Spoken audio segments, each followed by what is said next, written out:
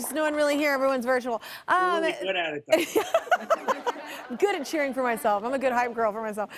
This season, y'all, we've partnered with Pilot Pen, makers of the #1 selling G2 gelling pen, to share stories that prove how powerful the simple act of writing can be. When my next guest moved to a new town, she worried about her young son. Like many African-American moms, she was concerned about what would happen if he ever had to interact with the police. So she took action, bringing him to the station to meet local officers, but she could have never known how close he'd get to one of those officers through the art of letter writing. Please welcome Kanisha and her 9-year-old son, AJ, everybody. What's going on, y'all? So, hey, well, first meet Brian. Hi. Hi. All right, well, Kanisha, can you tell me about AJ?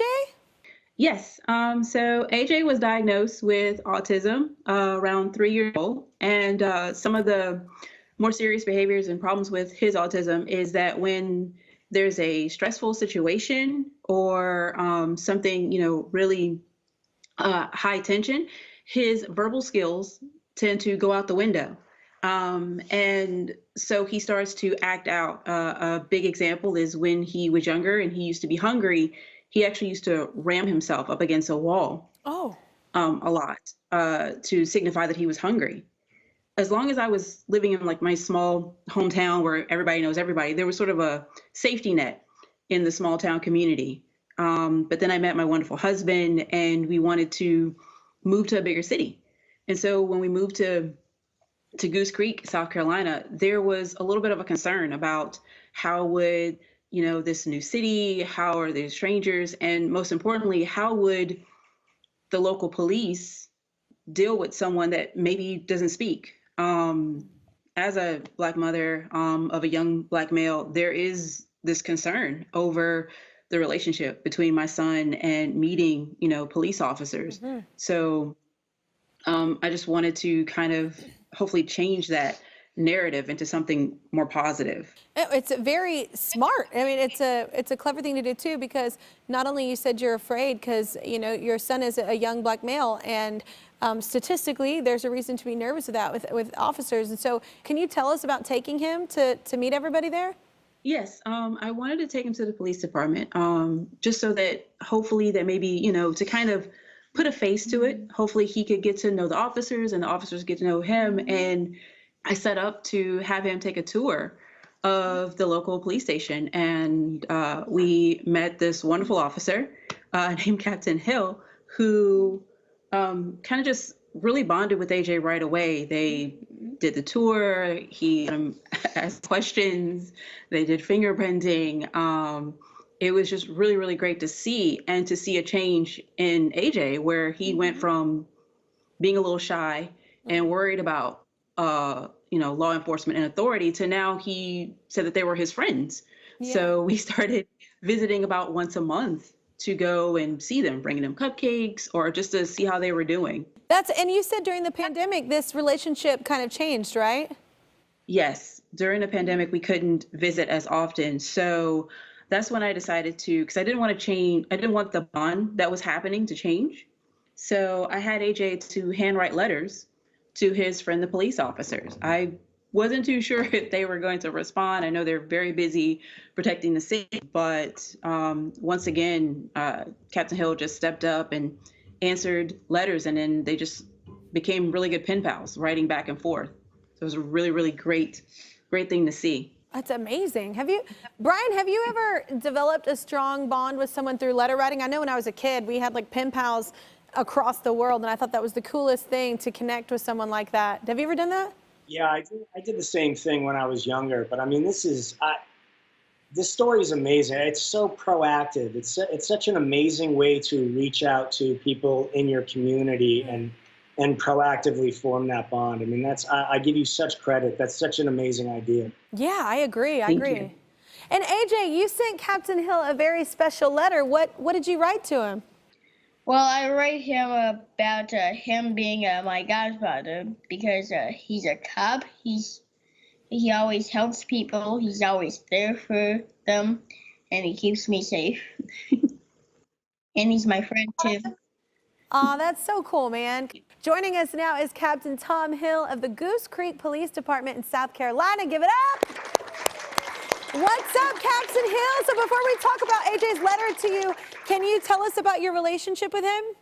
Oh my goodness. Well, I'm an extreme family man.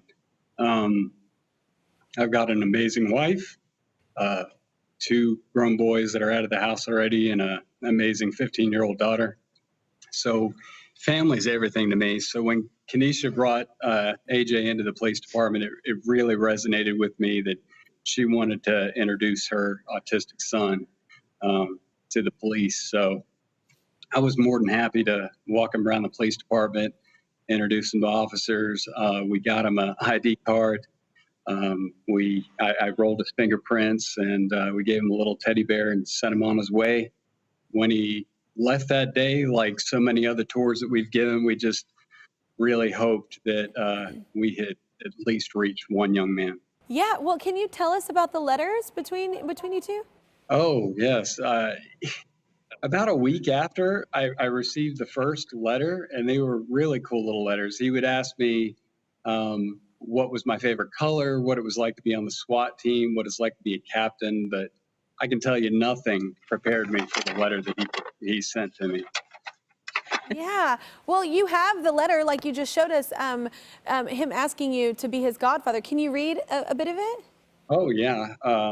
He said, Dear Captain Hill, how are you? Are you staying safe? I wanted to ask you if you would be my godfather.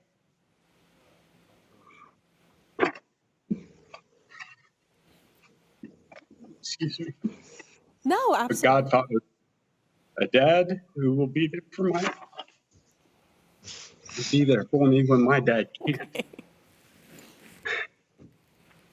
Oh. Woo! Hey, when we're touched, that just means it matters, so that's all right. And I am full on just bawling. Okay, yeah, it's like and you said, what was he saying about his father? His dad has to work out of the country, so when he can, he comes home. But he wanted.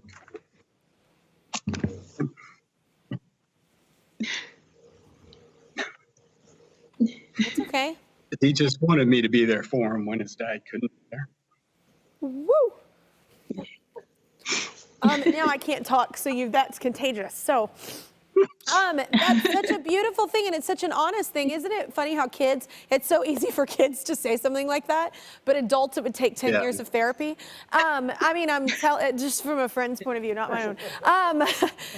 So Captain Hill, what did you think when you read that? Because obviously it moved you, and you're a daddy yourself. So what did you think? Because you said normally, you're asked about, kind of other kinds of questions, nothing so serious and so meaningful probably. What did you think about that?